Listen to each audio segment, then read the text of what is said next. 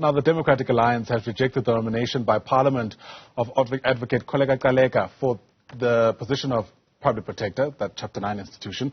Parliament's Ad-Hoc Committee has recommended that Gcaleka be made the country's next Public Protector.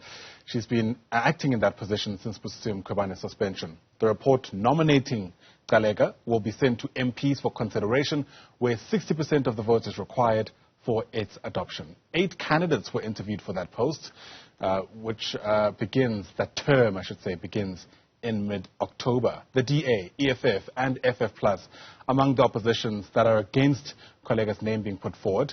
Let's engage one of those parties. The DA's Werner Horn joins us now via our video link. It's lovely to have you on the program, so thanks very much indeed for your time. So help us understand what the DA has issue with here. Is it the process itself or the candidate that emerged on the other side of the process? Well, no.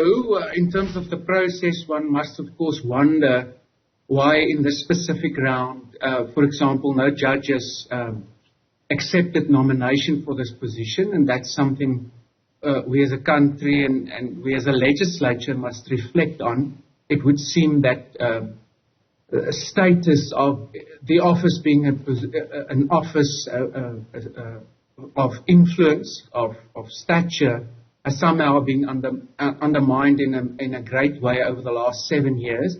But in terms of the current process, we ultimately concluded that Ms. Gcaleka did not satisfy the requirement of being fit and proper to be appointed in this position. In terms of our assessment, her interview exposed a lack in terms of the basic competencies in respect of the way an investigation must unfold to find facts and to adjudicate disputes. And in terms of propriety, the other requirement, element in the fit and proper test, we unfortunately of the view that the shadows cast by her time, first in the NPA when she was a great supporter of the then NDPP, Menzi Simelane, who ultimately was himself found not to be fit and proper for that position, and her role, actually the omissions to act in her role as the special advisor of former Minister Malusi Gigaba, when it was already in the public domain that he had a very cozy relationship with the Guptas. All those aspects, in our view, ultimately rendered her unsuitable for appointment. Yeah, it sounds to me that it's more the candidate you have an issue with than the process itself. But what's your response then to people who say, well, that's just not how a constitutional democracy works? If you're going to buy into a process, then you have to accept its outcome too. And it seems in this case, Kholeka Gcaleka's name is the one that's survived whatever process that Ad-Hoc Committee was part of. Well, I think that type of attitude, of course, overemphasizes the majority rule in a democracy. In our constitutional democracy, of course, decisions to be taken specifically in recommending somebody for appointment, if a criteria like fit and proper is to be used, then of course it's not simply a case of majority rules. Everybody within the Ad Hoc Committee had the responsibility to weigh the answers. Now, the governing party, who of course is in support of her, and I think an objective assessment of the whole process might even lead to a suspicion that they've always been in support of her nomination. They are of the view that this interview was exemplary. The one or two answers which she couldn't give on essential elements like what is the test or the process to follow in South Africa now to properly interpret laws and statutes, they're of the view that that's of no consequence. We disagree vehemently with them, and we feel that if the criterion of being fit and proper is properly applied, then unfortunately neither she nor any of the other 7 candidates met the threshold, and therefore we strongly of the view that to serve our constitutional democracy in this office well, Parliament must rather resolve to re-advertise and invite fresh applications and nominations. Yeah. I suppose if that were to happen, we run the risk of, once again, having no candidate that the DA reckons is fit enough for that position. The question that comes up then is, where do we draw the line? In a context, by the way, where we need to fill this post by October. Yeah, well, as it is, we currently have an acting public protector. So the point has been made specifically in that constitutional court case where the incumbent, Busisiwe Mkhwebane, said that her suspension was undermining constitutional democracy in the office by the court, that for as long as there is a deputy who can act, the business of the office can continue. And the deputy's tenure is not about to come to an end. Ayanda, yes, and to return to your question as to whether there could be somebody who satisfy our requirements, I believe there's many people out there in South Africa with the necessary skills and competencies. And as I said right in the beginning, maybe it's also time to reflect as to why none of those people have put up their hands in the air to say, I'm prepared to serve this country as the public protector. And one of the reasons is, of course, that this office has become a bit of a poison chalice. Yeah.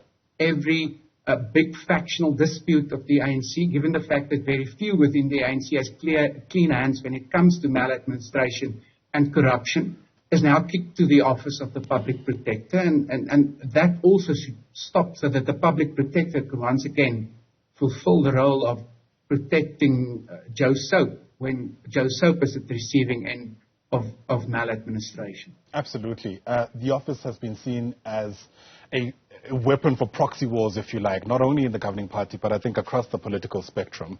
And I suppose this was an opportunity for us to ensure the candidates, at the very least, that if they were to get into that position, they'd be safeguarded from that.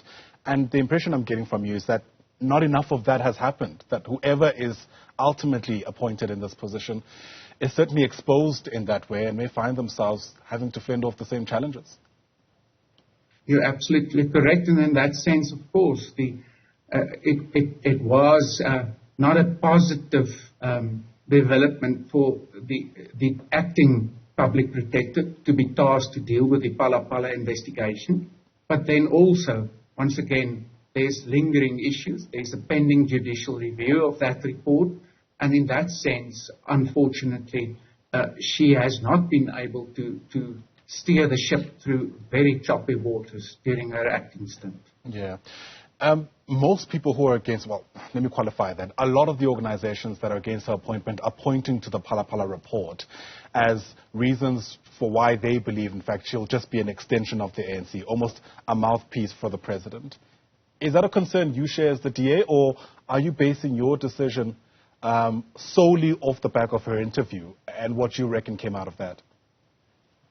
No, it's of course a concern we share, and specifically also given the way in which she, in terms of the basic process that is to be followed, for example, to interpret the law, Section 96 of the Constitution, which talks about the fact that neither the President nor any other member of the executive may do other paid work, which of course called for interpretation. The fact that she couldn't answer a question as to what process or what rules she used to interpret that specific section, along with some very, let's say, flimsy conclusions she reached in the Palapala report, is a big concern to us. More of a concern to us, however, is the fact that in the interview, she was not able to properly explain some of the problematic aspects of that report.